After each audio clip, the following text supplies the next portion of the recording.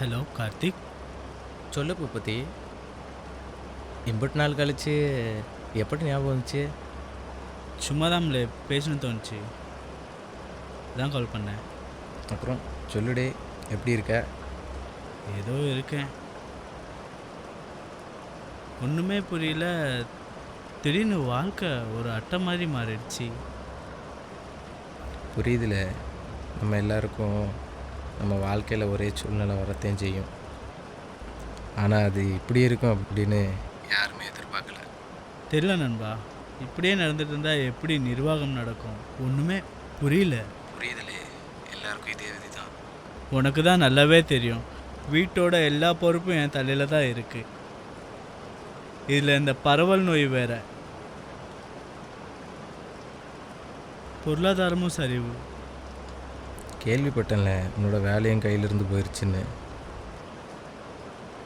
இல்லை, இதில் அவங்கள குறை சொல்லி என்ன பிரயோஜனம்? அவங்களுக்கும் தொழில் எம்பிட்டு நிர்வாகம் செய்கிறது கஷ்டம். காலத்தின் கட்டாயம், நிறுவனத்தின் செலவு குறிப்பாக செய்யணும்னு அவங்களோட சூழ்நிலை. நான் ரொம்ப நாளாக சொல்லி தேடிட்டு இருக்கேன். ஒரு மண்ணாங்கட்டி வேலையும் கிடைச்ச மாதிரி இல்லை. சந்தையில் வேலை வாய்ப்பே இல்லை. பங்கு சந்தையிலையும் சரிவு. நகரத்தின் பிழைப்பே கஷ்டமாக இருக்கு. இருந்த காசு எல்லாம் செலவாயிடுச்சு. யாருக்கிட்ட உதவி கேட்க?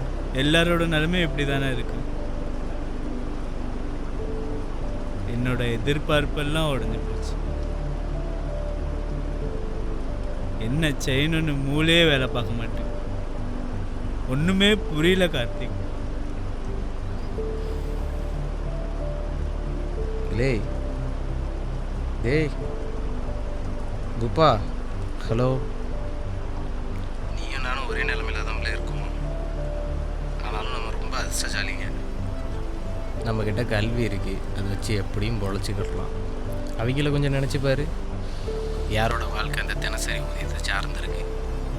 அந்த தாய், அந்த குழந்தை, அந்த நோயாளி, அம்பிட்டு பேர் ஊரை பார்த்து திரும்ப வந்துட்டுருக்காவியா. அவங்கள நினச்சிப்பாரு, அவங்ககிட்ட இருக்க வீடு இல்லை, உடுக்க துணி இல்லை, 2 வேளை சாப்பாடு இல்லை, ஆனாலும் போராடிட்டு இருக்காவியா.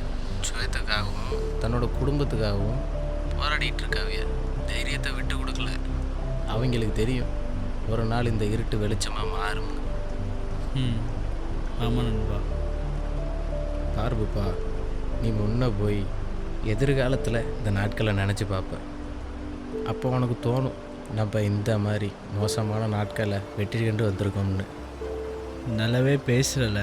எல்லாமே நம்ம முன்னோர்கள் சொன்ன கதையில் இருந்தேன். ரொம்ப நன்றி நண்பா. நமக்கு நடுவில் எதுக்குல இந்த நன்றி என்றெல்லாம். உனக்கு எப்போ பேசணும்னு தோணுதோ அப்போ எனக்கு ஃபோனை பண்ணு, தாராளமாக ஃபோன் பண்ணு. கண்டிப்பாக நண்பா. ஓகேல, பாய்.